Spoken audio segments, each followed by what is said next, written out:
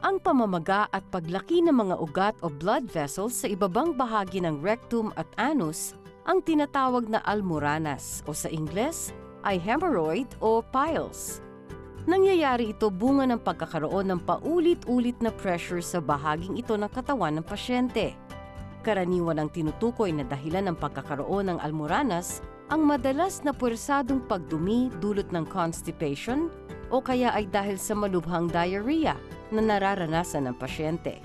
Bukod dito ay kabilang ang pagsasagawa ng anal intercourse sa maaring pagmula ng almoranas, gayon din ang pagkakaroon ng colitis o ang pamamaga ng colon, na bahagi ng large intestine na umaabot hanggang sa rectum.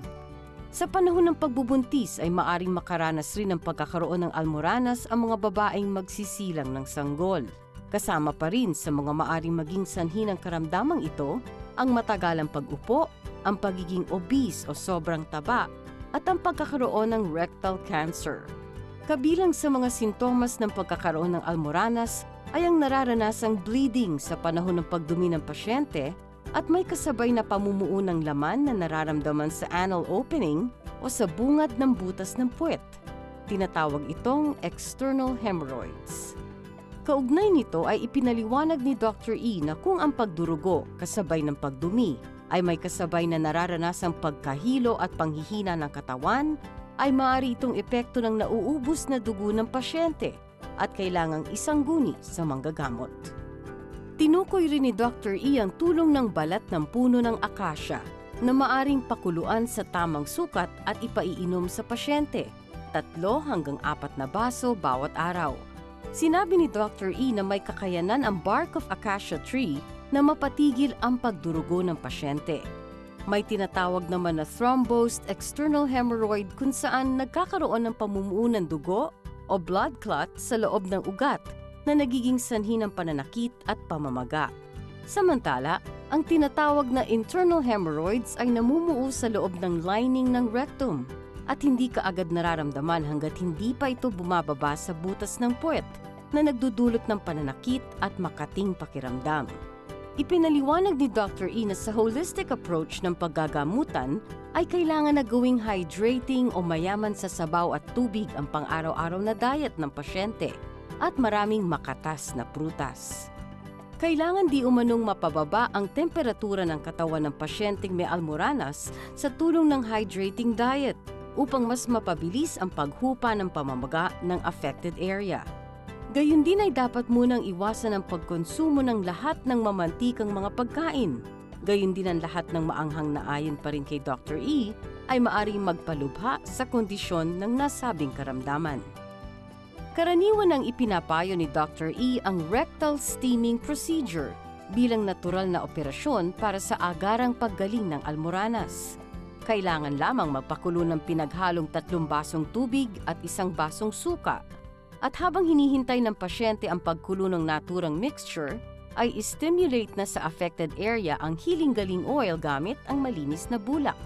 Matapos na kumulo ang mixture ng tubig at suka, ay isasalin ito sa maliit na balde o di kaya ay sa mataas na orinola na may rubber protection sa palibot ng labi nito upang hindi mapaso ang pasyente. Dito uupo ang pasyente sa loob ng 30 minuto o hanggang sa matapos ang steam ng mixture ng 3 ulit sa isang araw. Sinabi pa ni Dr. E na kailangan uminom ng herbal serpentina tablet o ang katumbas nito sa sariwang dahon bilang mabisang antibiotic panlaban sa impeksyon ng almoranas. At para malunasan ang pagkirot na nararanasan ng pasyente, ay ipinapayo ni Dr. E ang pag-inom ng herbal vitamins B1, B6, B12. Samantala, para sa mga pasyenteng nagsisimula pa lamang ang nararanasang almoranas, ay maaari agad na maglagay ng healing-galing oil sa affected area para mapigilan ang paglubha ng kondisyon. Mula naman po dito sa ating healing mission, kasama natin ang ating mga naturopathic practitioners. Mula sa Healing Galing Las Piñas Outlet, kasama po natin si Ate Erica Ilagan.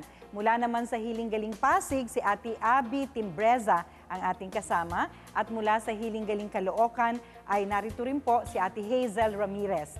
At habang tuloy-tuloy sa kanilang free consultations ang ating mga naturopathic practitioners, sagutin po muna natin ang ilang mga healing katanungan mula sa ating Facebook. Ayan, Dear Dr. E, sabi niya, bakit po nakakapagdulot ng almoranas ang maanghang na pagkain? Hindi po ba dapat kumain ng maanghang? Tanong po ito ni Victoria Esteban ng Cagayan de Oro. Uy, kumusta po kayo dyan sa Cagayan de Oro? Marami pong salamat sa inyong pagsubaybay. At ang sagot natin kay Victoria, actually, hindi ang maanghang lamang ang nagdudulot ng almoranas. Actually, marami pong mga mahilig sa maanghang. Ang mga uragon sa Kabikulan ay mahilig sa maanghang, pero wala namang almoranas. Nagsisimula po ang almoranas sa madalas na constipation, sa kakulangan ng hydration, pero kung at the same time ay mahilig po kayo sa maanghang, ay nakaka-aggravate po ito at tumutulong siya para mamaga yung almoranas kung ang almoranas po ay naroon na. Okay, Vicky, sana inasagot ko ang iyong katanungan. Ang isa naman, sa ating email, Hi Dr. E, ano po ba ang natural na paraan para maibalik po sa dati ang ugat sa butas ng puwet na lumawit na dahil po sa almoranas? Ito po ay tanong naman ni Marco Kalilaw ng Pangasinan. No? Kumusta po kayo dyan sa Pangasinan?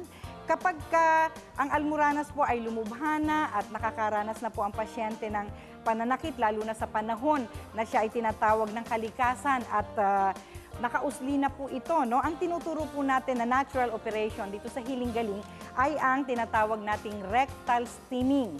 Kung gusto niyo pong subukan ito, kailangan lamang natin ng balde na uupuan, no? Natatakpan po ng plywood na may butas sa gitna. Pero ang size po dapat ng balde na gagamitin ay depende sa taas ng tuhod ng pasyente. Knee level po kailangan, no?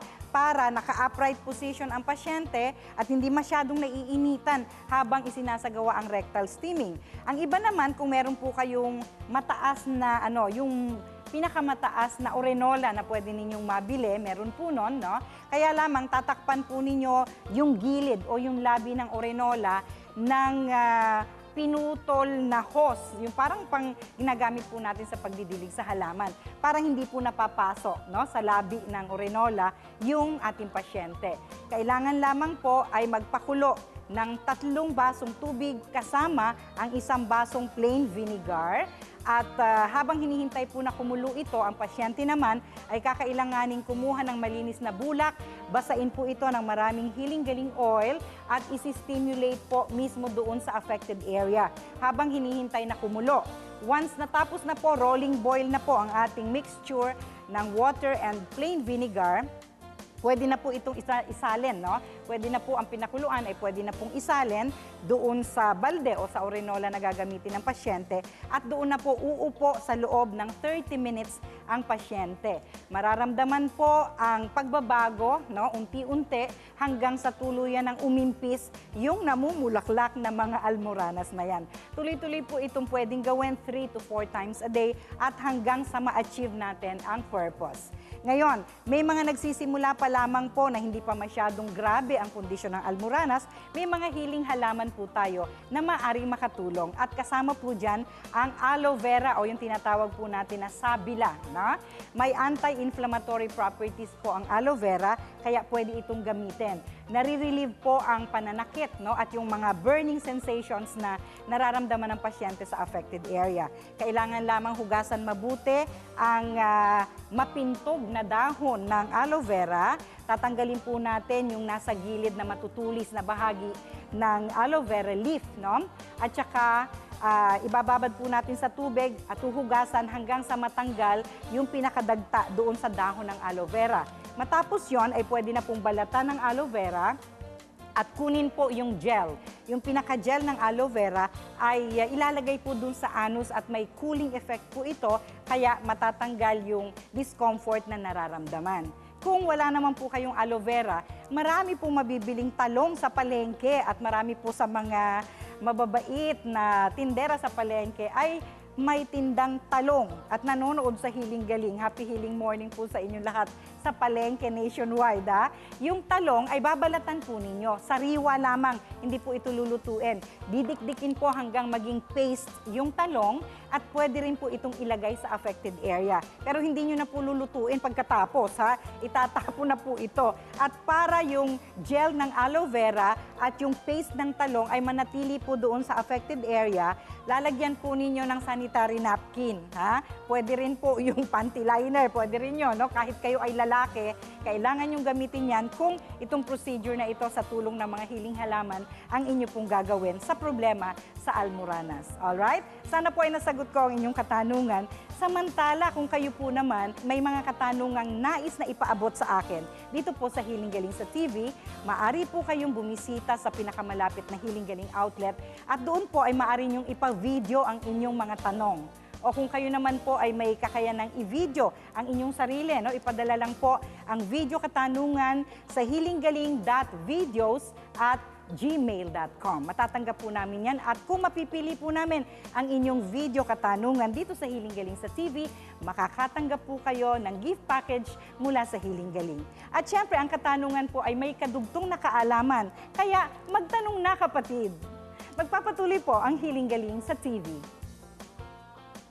Kung kayo ay may healing katanungan para kay Dr. E, mag-email lang sa healinggaling@ymail.com o mag-post sa Healing Galing official Facebook page. Maaari ring magpadala ng sulat sa Healing Galing Main Office sa 2nd floor, 522 Quirino Highway, near corner Mindanao Avenue, Novaliches, Quezon City.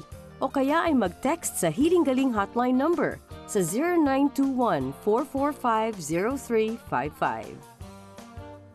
Nais magpasalamat ng Healing Galing sa aming mga partners. June Encarnacion Salon, marketingcoach.net, Karimadon. Anong tawag mo dito sa luto natin na to? Lettuce sa pound po, kumbaga yung nagsasalupunan gano'n. And then, Con gumamela, con blue pea, may blue pea pa yan po. Yung mga local herbs natin, locally grown na mga herbs. Lasapi ng linamnam ng lechugas, pangontra sa sakit na almoranas. Ihahanda na ni Wellness Chef Tristan sa pagbabalik ng Healing Galing sa TV.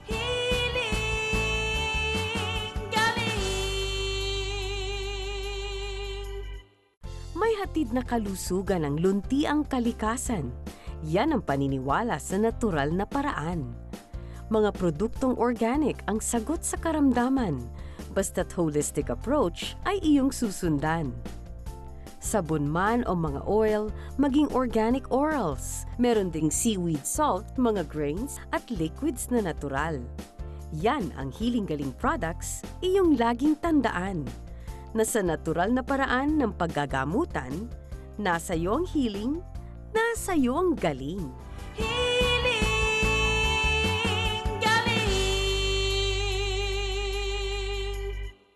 Hi, Dr. E. Ang nanay ko po ay nagka-leukemia. Pwede rin po ba akong magkaroon nito? Paano po ba ito maiiwasan? Si George Derpio ng Tarlac. Kumusta po kayo dyan? Samahan si Dr. E tuwing linggo, alas 7 ng umaga sa TV5.